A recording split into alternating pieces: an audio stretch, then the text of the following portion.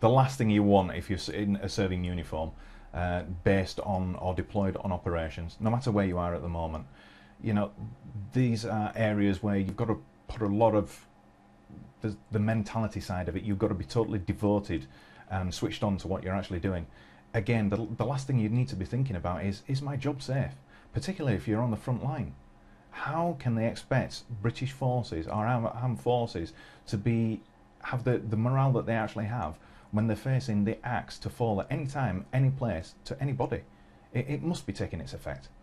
And just in terms of sort of, you know, you have your charity, which is helping the carers of those who come Yes. back and need help and support in whatever way they do. I mean, do you think that charities like yours are going to perhaps be found having to plug the gaps that are going to We're already crop up? plugging these gaps.